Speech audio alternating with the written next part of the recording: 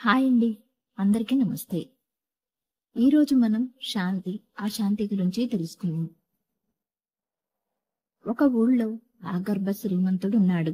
ఒకరోజు అతనికి అర్ధరాత్రి అయినా నిద్ర పట్టక డాబా మీదకు వెళ్లి ఆకాశంలో నక్షత్రాలను, చందమామను చూస్తుండగా అతని దృష్టి తన ఇంటి పక్కన ఉన్న ఊరిపాక మీద పడింది.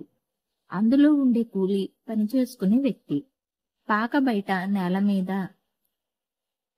చినికిన చాప మీద గురక పెట్టి నిద్రపోతూ ఉండటం ధనవంతుడు చూశాడు. కటిక నేల మీద అంతా హాయిగా ఎలా నిద్రపోతున్నాడు? రేపటి గురించి అతనికి ఆలోచన లేదా అనుకున్నాడు. మర్నాడు ధనవంతుడు తన గురువు దగ్గరకు వెళ్లి తన నిద్ర పట్టని సమస్య, పేదవాని నిశ్చింత నిద్రలను గురించి చెప్పి అతను అంతా బాగా ఎలా నిద్రపోయాడు అని అడిగాడు. అప్పుడు ఆ గురువుగారు ధనవంతునితో ఇలా చెప్పారు: నువ్వు అతనికి ఇవాళ ఒక బస్తా బియ్యం, వంట సామాను, ఓ 1000 రూపాయలు ఇవ్వు. ఈ రాత్రి ఏమవుతుందో చూడు అన్నారు. ధనవంతుడు ఆ పేదవానికి అలాగే ఇచ్చాడు. ఆ రాత్రి మళ్లీ ధనికుడు నిద్ర పట్టక డాబా మీదకి వెళ్ళాడు. పాకవైపు చూశాడు.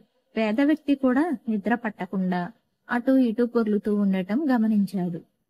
మర్నాడు పేదవానిని పిలిచి, ధనికుడు, నిన్న రాత్రి నీకు బాగా నిద్ర పట్టిందా అని అడిగాడు. అప్పుడు అతను లేదు అన్నాడు. ఎందుకని అని అడిగాడు ధనికుడు. అప్పుడు ఆ పేద వ్యక్తి, నా గుడిసె తలుపుకి లోపల గడియలేదు. మీరిచ్చిన డబ్బు, సామాను ఎవరైనా ఎత్తుకుపోతారేమోనన్న భయంతో నిద్ర పట్టలేదు అన్నాడు.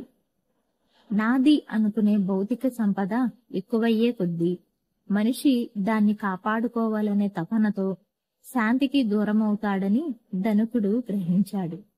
గురువుగారి ఆదేశం అతనికి బాగా అర్థమయ్యింది. ఈ లోకంలోని ఐశ్వర్యాలు, అవి అందించే సుఖభోగాలు మార్పులకు లోనయ్యేవే. అశాశ్వతాలు శాశ్వతానందాన్ని ఇచ్చేది, అశాంతి నుంచి ముక్తిని కలిగించేది శాంతి. ఇది భగవంతుని చింతన మాత్రమే.